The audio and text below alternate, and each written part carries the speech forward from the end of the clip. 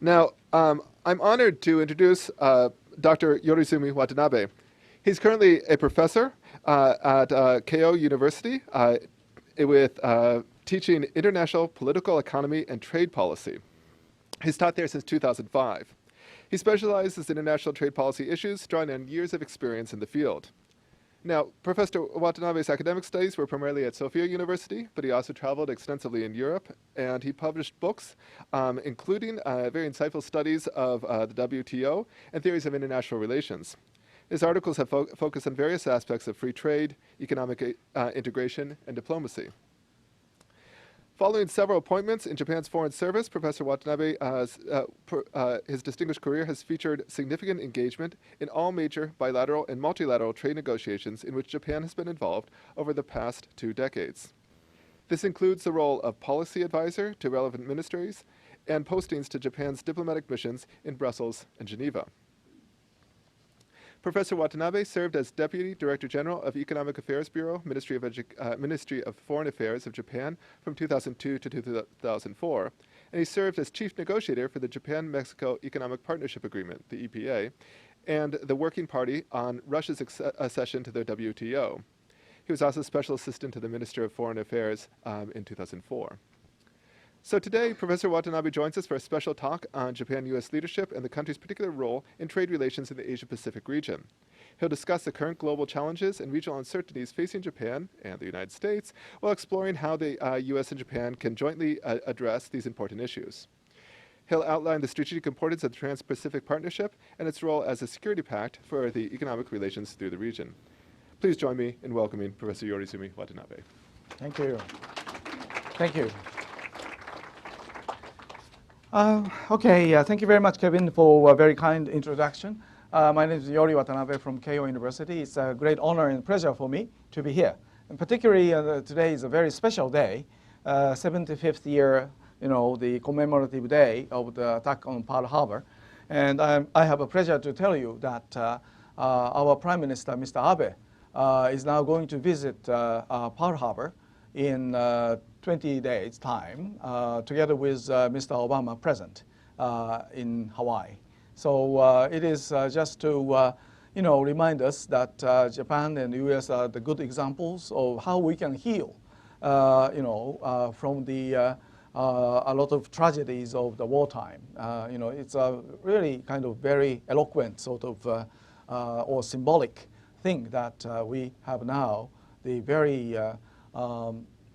very amicable and very friendly relations. We still remember that when we had this severe earthquake attack, 3/11 in 2011, what we call Kizuna operation by U.S. Military force helped considerably the wrecked region of Tohoku, upper north of Japan, and Japanese population entirely very grateful to that kind of thing. So.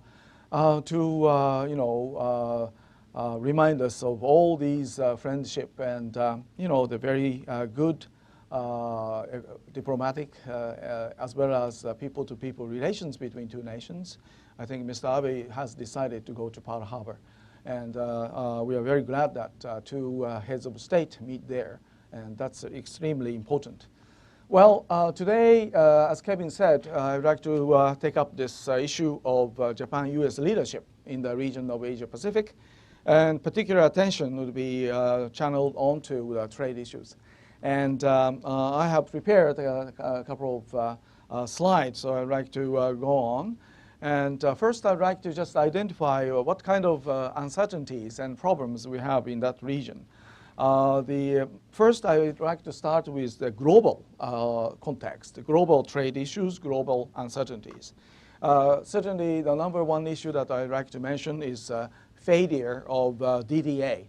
DDA stands for Doha Development Agenda. It's not the Democratic Republic of Germany or something. No, it's the Doha Development Agenda, better known as Doha Round. It's a multilateral trade round under WTO.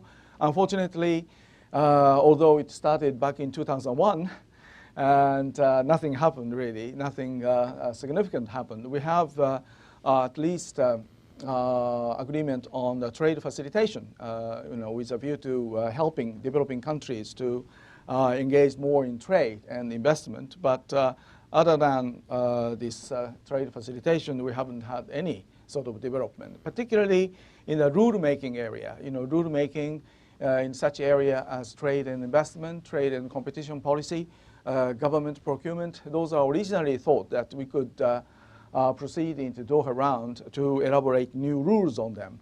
But unfortunately, it was not the case. And even the market access negotiation involves tariff cutting exercise, but it doesn't work. It doesn't function well.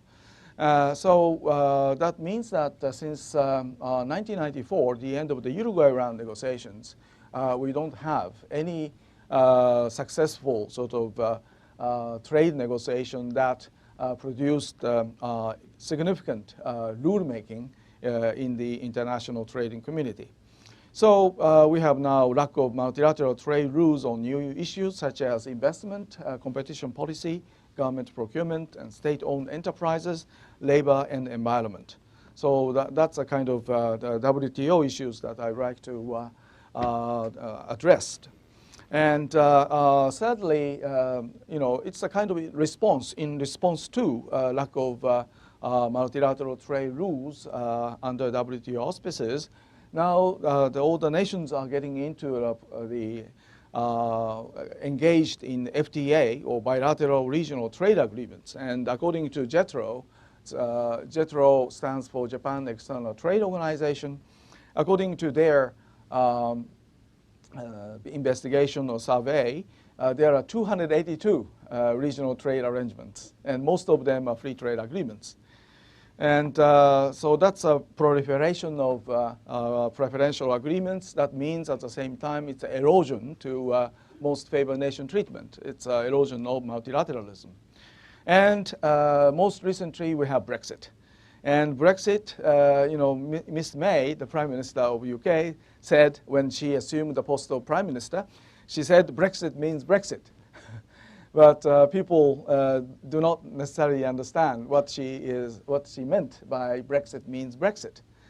People are talking about hard Brexit. That means that UK is leaving without any renewed trade relations, preferential one, allowing UK to make duty-free access to EU market. Or the soft Brexit, maybe UK can afford some compromise in their discussion of exiting from EU. So they are talking about hard Brexit and soft Brexit. We never know. We never know to such extent that even there would be a possibility of no Brexit at all, because now British government are being faced with enormous heavy duties. Once they really determined to leave European Union, and they have to go through all the very difficult and energy-consuming, time-consuming negotiations with the European Union, because you see, the European Union has it's a common market. Therefore, they have what we call common external trade policies. You see, there are 28 member countries, but there's only one single trade policy covering all 28 membership. So that means if UK leaves, then UK has to establish their own, tariff structure, trade policy. So they have to start from the scratch. And last 43 years, UK was a part of this common external trade policy of the European Union. So you see, the UK has to start from the scratch, negotiating first with the European Union and all the partner countries of European Union. So it's a surmountable, it's really, it's really a difficult task ahead of them. So maybe, no Brexit would be another option. So you see, it casts a lot of doubt and very heavy crowd to the business community. You see, Japan, for instance, the Japanese companies, there are more than 1,000 of them located in the UK. And so far, they could enjoy their duty-free entry into European Union countries if they produce the things like cars or electronics in UK. They can advantage of the zero duty entry into European Union. But if UK leaves, and then that kind of scenario would be just collapsed. So what will happen to Japanese investment there, you see? So that kind of thing is really quite deep concern to Japanese business community and also business community of US and all others. So Brexit is the most recent sort of uncertainty. And new regionalism, I'd like to mention, is we have the Shanghai Cooperation Organization, SCO, started in 2001. And I'll show you the membership of that organization. That's mainly Russia and China. And also Russia is now in the process of making Eurasia Economic Association, which they insist that that's a customs union of the ex-Soviet Union countries, particularly centered around Russian Federation, countries like Kazakhstan, Tajikistan, all these countries around. So it's the new sort of regionalism. And well, regionalism, everywhere. We have in Latin America, we have Mercosur and Alianza del Pacifico on the Pacific side of the Latin America. And in East Asia, we have also quite significant degree of regional integration there. So regional integration is really kind of proceeding. But what about this SCO, Eurasia Economic Association? It seems that what they are looking for is, particularly in the case of Eurasia Economic Association, it's rebirth, giving rebirth to ex-USSR, you see. So, I'm not so sure, what they are talking about is identical to what we are talking about under the subject of regional economic integration. So that's another uncertainty or possible risks that I want to mention. And coming back to now the regional trade issues in this region of Asia Pacific. Now, the one thing that I'd like to mention is East Asia discriminates against East Asia. I can show you the table later on, but that means that we have relatively high duties in East Asia. Japan's tariff rate on manufactured products, it's very low, only 1.9% across the board of all the manufacturing products. But we have some tariff peaks, so to speak, on the very highly sensitive agricultural products, such as rice. We have 778%, whereas Japanese, the tariff on cars are 0%. We have 0% on all the electronic appliances, but on butter, the dairy products, we have 360%. You see, so it's a very, it's a very sharp contrast. You see, and in China, for instance, auto import duty is 25%. In Vietnam, it's 78 to 80%. So it's very high. So, in East Asia, we have still some tariff structures that we have to tackle down. Next issue is also quite important. China emerges as a regional hegemonic power. And now the examples can be shown in the issues around South China Sea, East China Sea. And that is also suggesting us that China has been emerging as a game changer. And particularly, there's some trade disputes like a solar panel dispute with the European Union. China exercised enormous political pressure, shouldered on European Commission. And the European Commission is a sole agency where, the European Union trade policy had been formulated and then put into practice. But when the European Commission decided to put the anti-dumping duties on the solar panel made in China, Chinese government, Chinese leaders, particularly Prime Minister of China, called directly Madame Merkel to put the pressure on European Commission. And this is really something we haven't seen in the last maybe 3-4 decades. So that was a kind of new sort of state of play. One Belt, One Road initiatives, AIIB. AIIB stands for Asian Infrastructure Investment. And Japan and the United States are not yet participating in this AIIB, Infrastructure Investment bank. Why? Because we have some sort of preoccupation about the kind of transparency and management. And for instance, their members of board, they are not permanent resident in Beijing, where their headquarters is. ADB, Asian Development Bank, or the World Bank, their board members are required to stay either in Manila for the case of ADB or in Washington, D.C. in the case of World Bank. So, you know, it's a day-to-day operation of monitoring the bank operation cannot be done effectively in AIIB. And also, you know, Chinese contribution to AIIB is roughly 30%. And that provides China the kind of blocking power, or you know, it's veto power provided to China. And I wonder, you know, to what extent we can effectively, you know, use that institute in a kind of democratic way. And also, you know, they don't care about human rights situation. They don't care about the environment. So all these reasons, we have some difficulties for the time being to get into this AIIB. So those are the China issue. And across Asia Pacific, maybe this is a topic that we could largely discuss, extensively discuss today. That's TPA, that we missing opportunity. U.S. exit from the TPP might result in a major setback for the regional trade architecture, but not only for a regional setback, but also it could be detrimental to the sound management of multilateral global trade.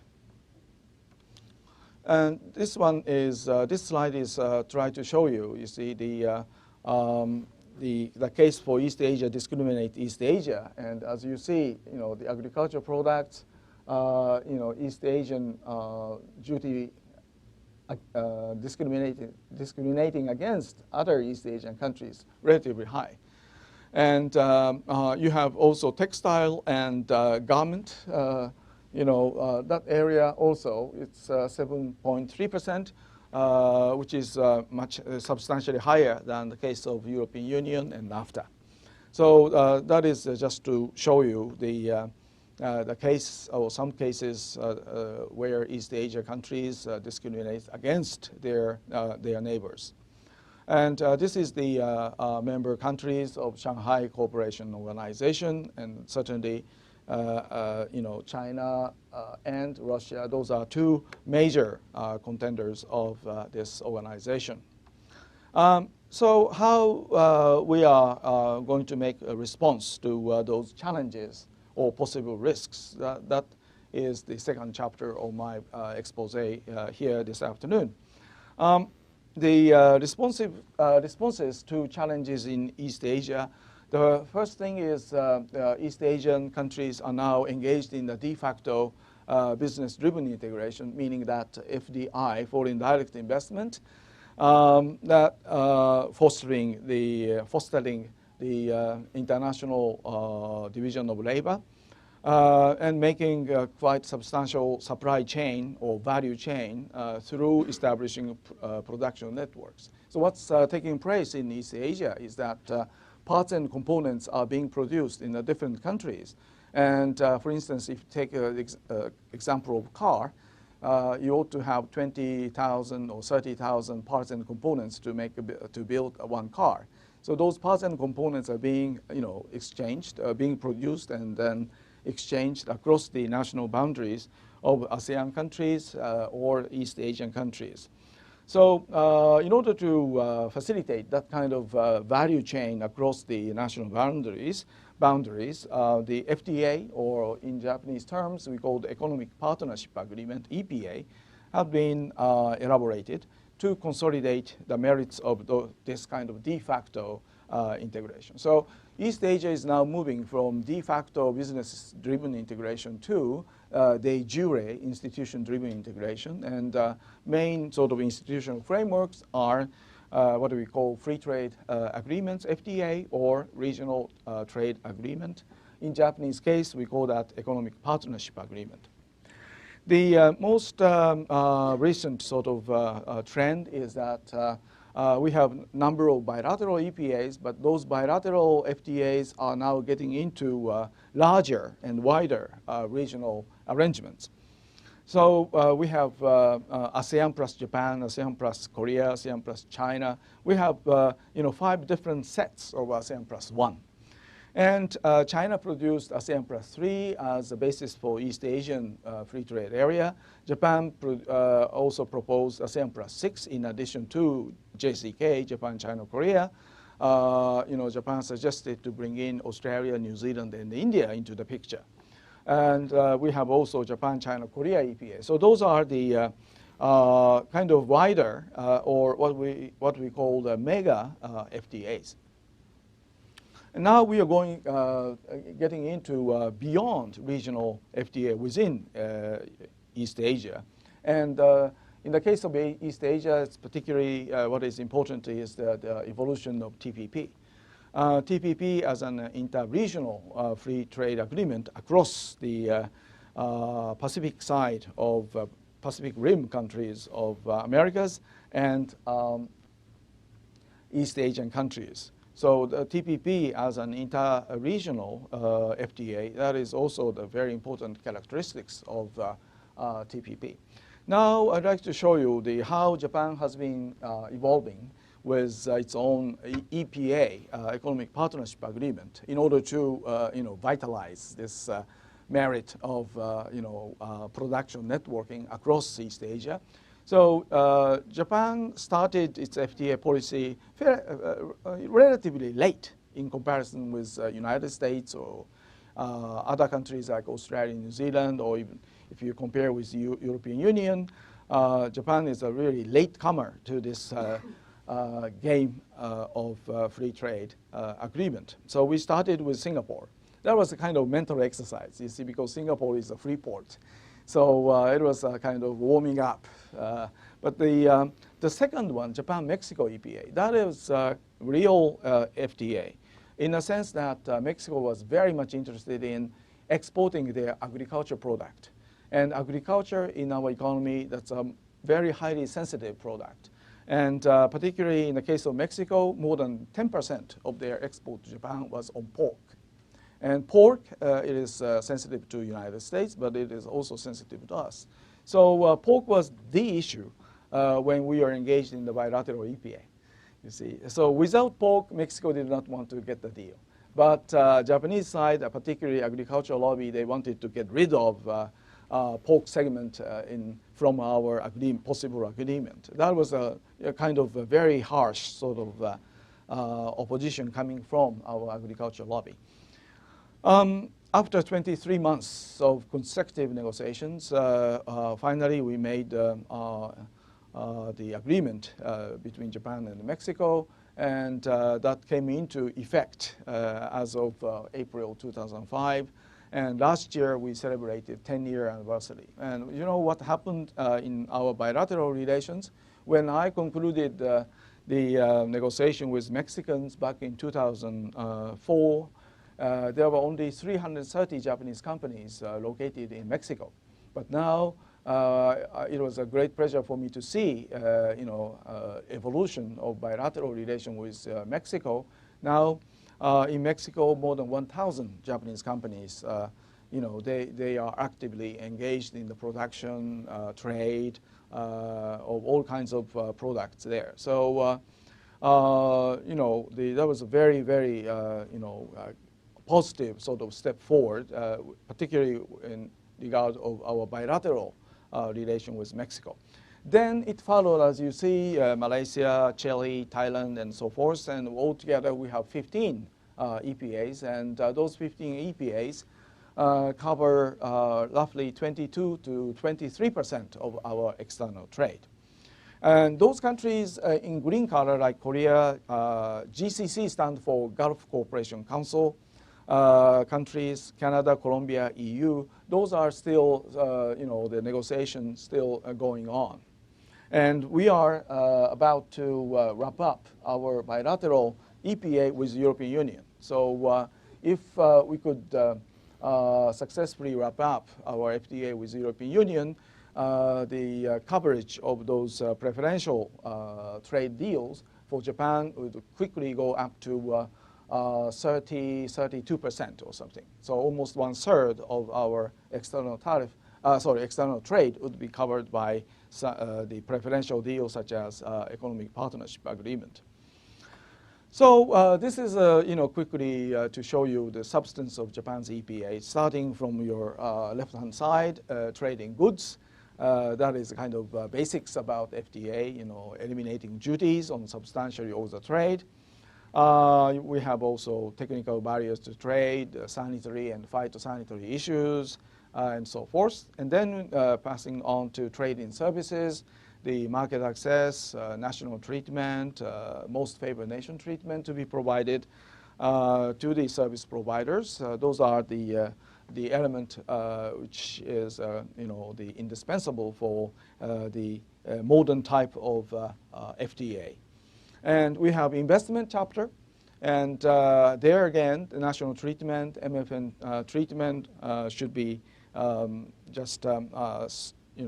made sure, and some prohibition of performance requirements in order to enhance further FDI flow. So those are stipulated investment. And also the issues such as ISDS, we call that ISDS, investor versus state dispute settlement. They are all incorporated into a chapter on investment in our EPAs with our respective partners. In addition, we have government procurement and competition policy, all kinds of extra new issues have been covered. But as you see, in the case of government procurement, they are kind of blank here. Why? Because ASEAN countries did not want to have their commitment for the government procurement.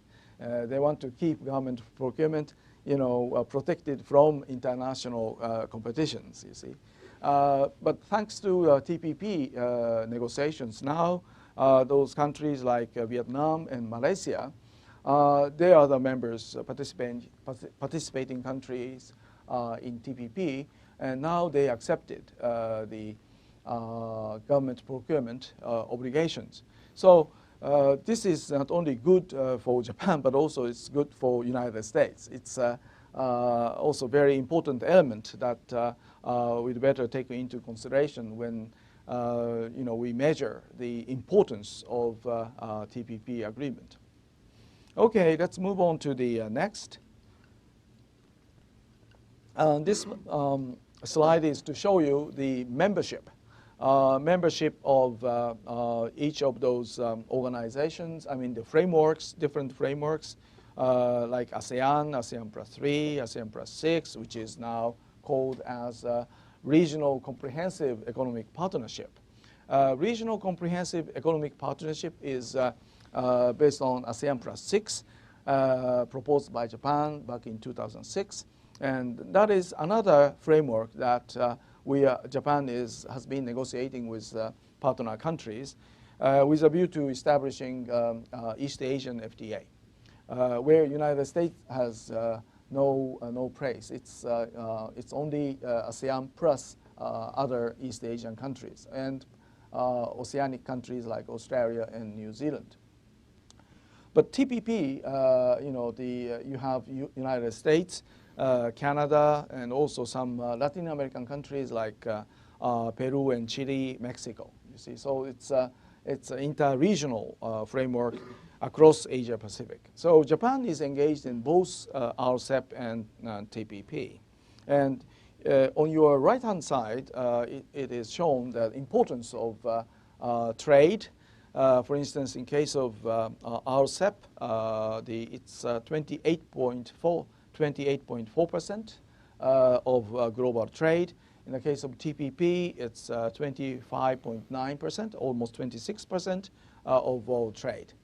And also the proportion of GDP has been indicated there. For TPP, roughly 38% in the year of 2011, 36% in the case of 2014. So you have some idea, how important, the TPP would be in the world. In comparison with TPP, you can also look at TTIP, TTIP. TTIP is transatlantic trade and investment partnership.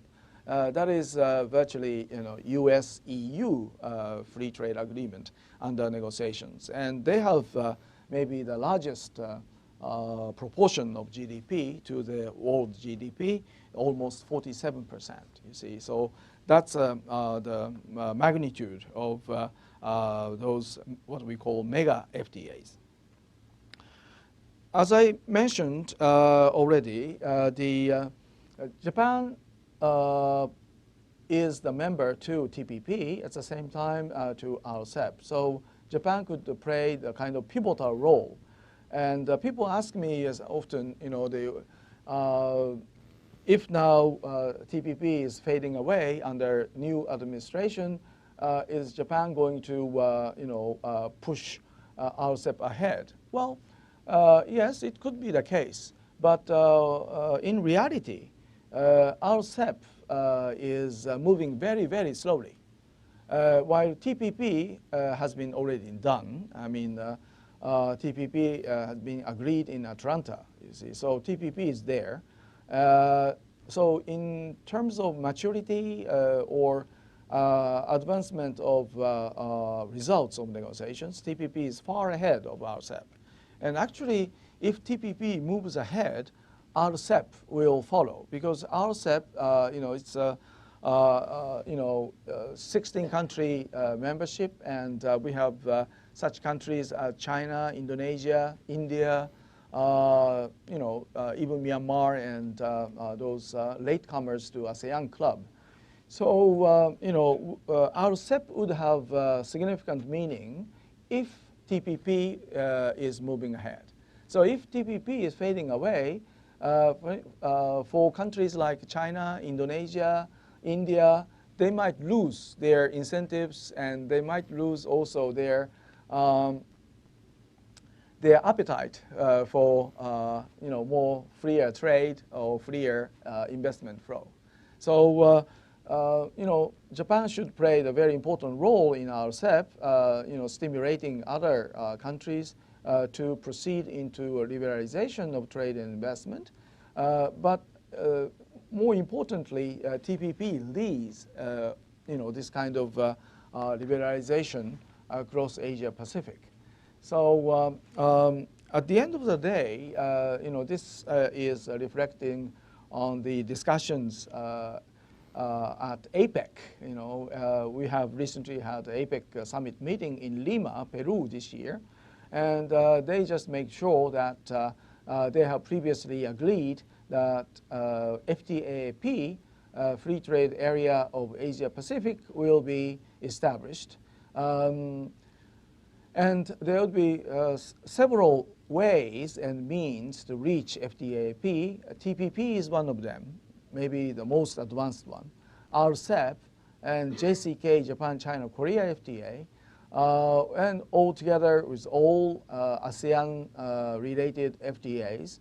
There are a number of bilateral EPAs in the case of Japan. Korea and China being also quite active in making FTAs. So altogether, with TPP and RCEP, we are going to make this FTAP maybe by the year 2025.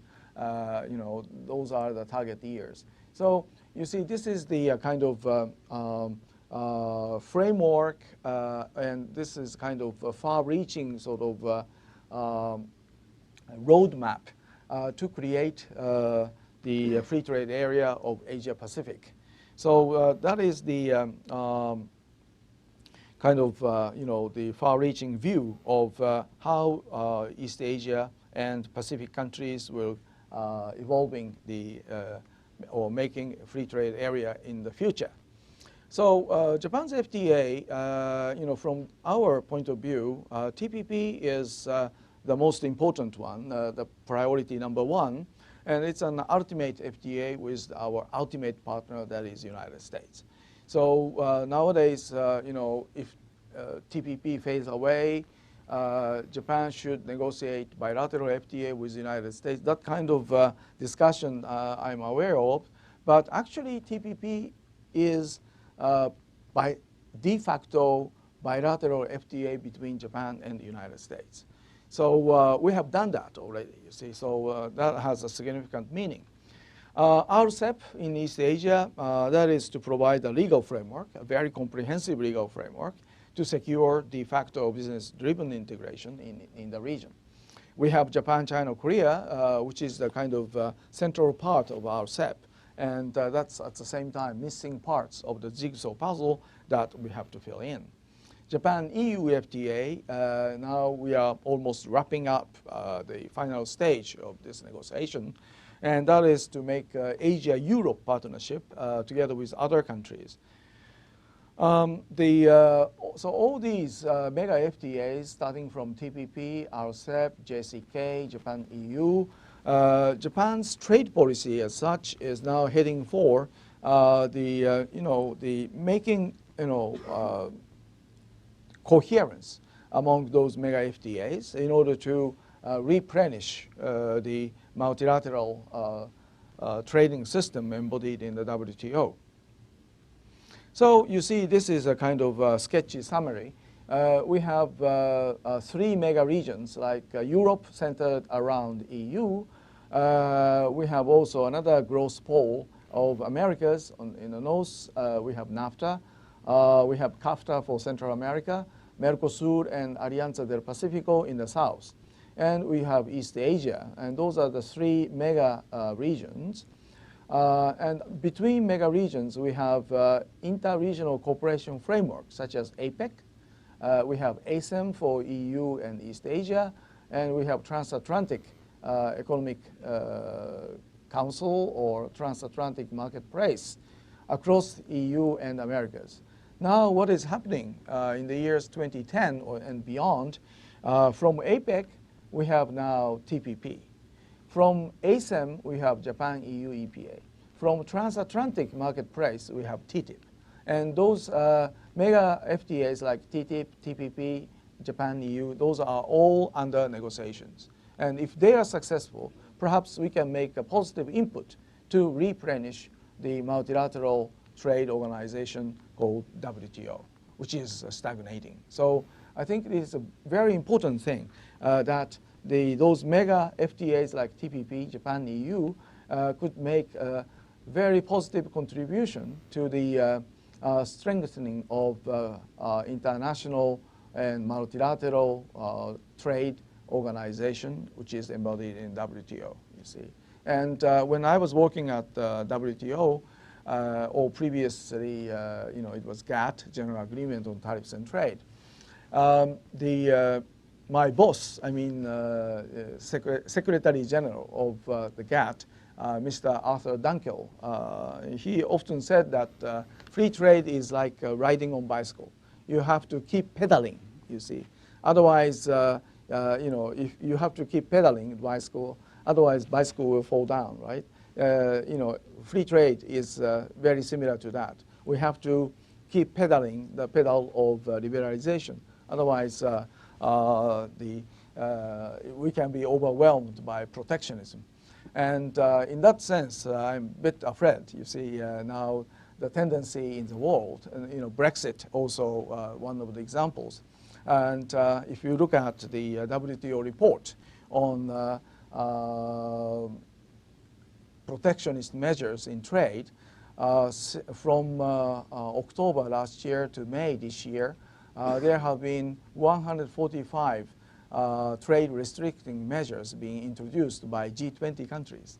And G20 countries, keep making pledges that they are not going to engage in the protectionist measures, but actually the very same G20 countries, over the period of 6 to 7 months, they've, implemented 145, WTO inconsistent restrictive measures. So, protectionism is a kind of creeping protectionism. it comes in very slowly, but it's very effectively affecting adversely international trade. So in that sense, I think the TPP could provide very important sort of safety net for the betterment of international trading system. And as I mentioned, the TPP countries' GDP altogether of those 12 countries, it's 36 to 38%. And I think the TPP is the most important sort of trading framework for the 21st century. And not only for East Asia, not only for Asia Pacific, but also for the rest of the world as well. So Japan and the TPP, those are chronologies. You know, Japan is a relatively latecomer to TPP because we joined the TPP negotiations only July 2013, although negotiations started 3 years before, March 2010. So Mr. Obama came in November 2009. That was a wake-up call. And here I mentioned those development of the previous government of DPJ. DPJ stands for Democratic Party of Japan. And Mr. Abe, he won the general elections towards the end of 2012. And since then, you know, we have LDP government headed by Mr. Abe. And Mr. Abe went to Washington several times. And we had this bilateral agreement on cars and NTMs, and also the agriculture on Japanese side, and auto and auto parts on American side. We have a kind of here exchange of sensitivities. So TPP is a plurilateral framework, but at the same time, you know, we have to understand that the TPP is kind of compiled bilateral market access negotiations. So for instance, Japan with the United States, Japan with New Zealand, you see, and New Zealand versus, say, United States. So it's a whole bunch of bilateral trade. And then at the end of the day of negotiation, we just compiled those all the the bilateral negotiations. But in the context of Japan-U.S. Negotiations in the Uruguay round, this is, you know, can be characterized as exchange of sensitivities. You see, sensitivities, because we have sensitivities in agriculture. In the United States, have sensitivities in cars and trucks, those automotives. So you see, the Japan could retain some agriculture products such as rice, which are protected at very high duties. You know, we successfully, you know, kept this rice with imposed with some, you know, duties, whereas the United States can postpone their tariff elimination on cars and trucks for, in case of cars, it's more than 15 years. In the case of trucks, 30 years. So it's a long period of phasing out, you see. So there was an exchange of sensitivities between Japan and United States. TPP agreement, let's have a quick review of what they have achieved. Tariff elimination, very high level of tariff elimination. And they have almost 100% on the industrial products, and even for agriculture, 97% of agriculture products are subject to duty eliminations.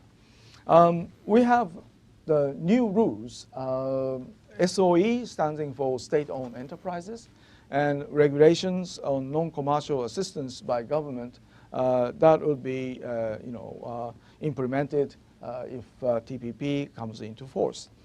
We have labor and environment. Those are also binding requirements, and if any party fail in respecting labor environment criteria rules in TPP, they would be subject to dispute settlement procedures, also stipulated in the TPP. Government procurement, I have already mentioned. There were only 4 countries which are the government procurement agreement of WTO signatories. Those are United States, Japan, Singapore, and Canada.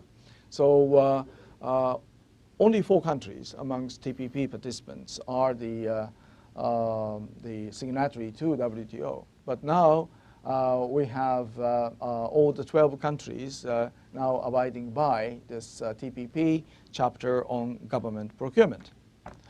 And also another characteristics about TPP is user-friendly rules, rules of origin. Rules of origin is the kind of core part of FTA. You see, rules of origin is to provide the kind of nationality for the goods, produced goods. So in case of TPP, the self-declaration method has been approved. So the user company, they can declare that their product are in conformity with TPP rules of origin. Of course, if they cheat, then there will be severe punishment. But that alleviates a lot of workload on the part of industries who claim for the certificate of origins. Trade facilitation to provide particularly the developing country participant in TPP like Malaysia and also Vietnam. They would be facilitated with this trade facilitation package.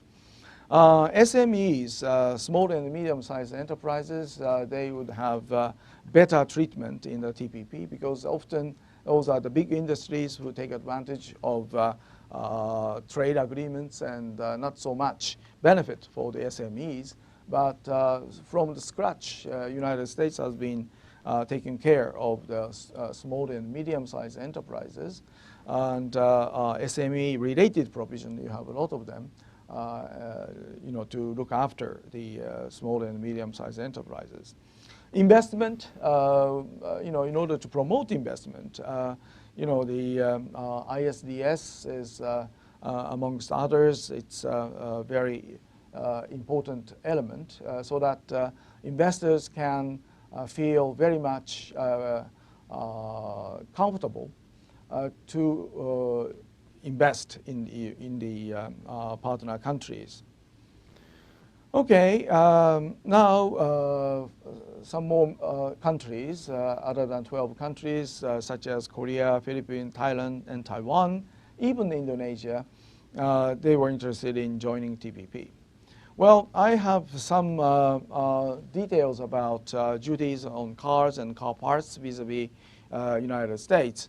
The United States have 2.5% on imported cars. But as you see, the duty elimination on extremely right, duty elimination and reduction, reduction starts from the 15th year.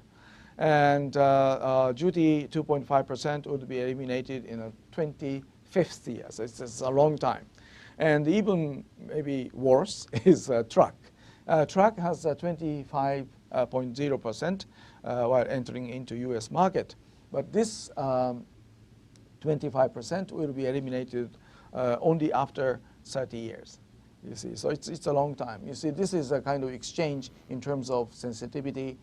Japan could retain duties on sensitive agriculture products. So United States retain also duties for a longer period than usual cases.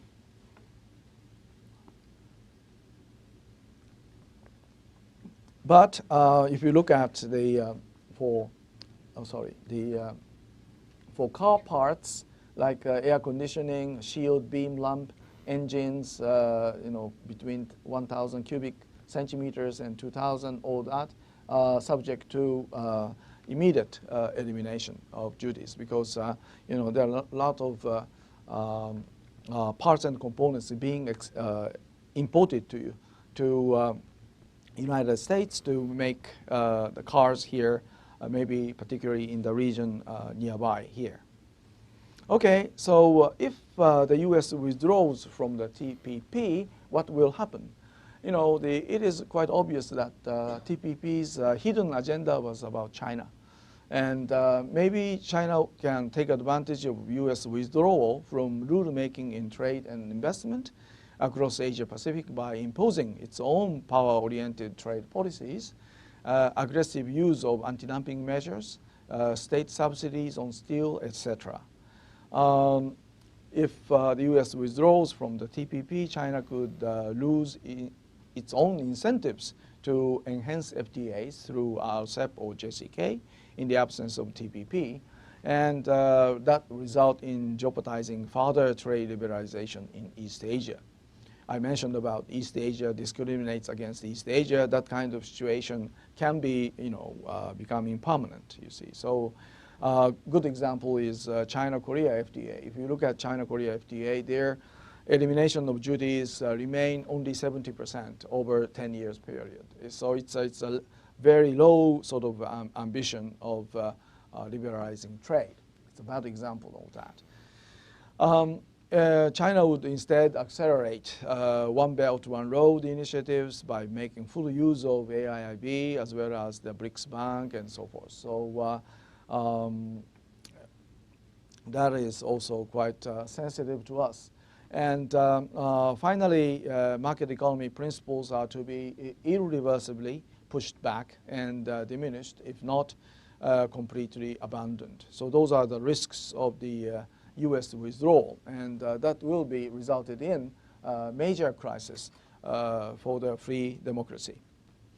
So Japan-U.S. partnership in the recent years, particularly in the area of job creation and trade. And I'd like to just mention that Japanese car producers deploy 26 factories and 36 R&D centers in the U.S., making 3.9 million passenger vehicles, as well as 4.6 million engines, and that create jobs for roughly 1.5 million people. And if you look at this slide, the comparison of 1986 and 2015, the light blue, 12% in 1986, indicating that sales of vehicle manufactured in North America was only 12%, and 88% was the vehicles imported from Japan. But in the year 2015, completely different picture. We have much more vehicles manufactured in North America, that is 75%, and sales of imported vehicles here is 25%. So 3/4 are the vehicles manufactured here in the United States, therefore creating jobs here. And this is the kind of trend of automotive production, sales, and export trends. And how Japanese car companies are doing here in the United States. The red lines here indicating that Japanese car producers, their production in United States, it's starting from the scratch in 1986 and then going up, and then it has been negatively affected by the Lehman crisis, but now it's picking up again. Whereas the blue color, Japanese car producers exporting to United States. So you see we have more cars being produced here in the United States in comparison with the Japanese car directly imported from Japan. So it's a major sort of difference in the years 80s and year 2010 and beyond. And this is to indicate the Japanese automakers operating the manufacture plants and research and development facilities over 17 states and District of Columbia. You see. So I think this picture shows very well that even in the case of auto, where we had persistent sort of trade frictions in the past, we have a very good kind of win-win situation across the United States. And this is another way of showing that, you know, the 75% of cars, Japanese brand vehicles sold in the U.S. are built in the North America. And this is to indicate here the employment, you see, and altogether 1.5 million jobs have been created by Japanese investment here. And also, this is to show you the those Japanese brand cars are being exported, and 417,000 units of cars being produced here in the United States, exported to the other parts of the world like Europe, even as far as Australia or Africa. Okay, so I think the Japan has been quite, you know, significant partner for United States. Japan is now second largest investor in United States, but now because of the Brexit situation, the British pound are, you know, going down, and that pushes up the Japanese investment, even maybe #1 investor in the few years to come. And maybe you have heard already, you know, through CNN or Fox News, whatever, Mr. Masayoshi Son of SoftBank. You know, he has been welcomed by Mr. Trump at the Trump Tower. That he is going to invest into United States. SoftBank is going to make investment $50 billion US, creating 50,000 jobs. So I think Mr. Trump was extremely delighted with that. He was like, you know, big dad, you know, hugging Mr. Son. That was a picture, you know, broadcasted since yesterday. So you see, the as a part of concluding remarks, I'd like to just briefly touch upon the proposal that we make with regard to Japan-U.S. economy. And this is a proposal that the study team organized in order to in order to provide a proposal to Minister of Foreign Affairs, Mr. Kishida. And the one thing is building the Japan-EU economic relationship in a new era. That was a kind of basic idea, you know. And the things like you know, promotion, further promotion and deepening of Japan-U.S. economic relations and cooperation through you know, investment in infrastructure. We didn't talk to Mr. Son, but what Mr. Son did, you know, because his SoftBank is a telecommunication service provider. So Mr. Son's investment is certainly affecting, you know, positively infrastructure building here in the United States, and advanced technology, energy, you know, the inward investment in a reciprocal way. Those are the elements that we would like to promote. And secondly, promote multi-level dialogue, multi-layered, multi-level dialogue, inclusive dialogue between Japan and the United States. And thirdly, today's topic, you know, advancing free trade in Asia Pacific and beyond, you see. And TPP could be #1 device together with APEC and WTO for both United States and Japan to promote freer trade.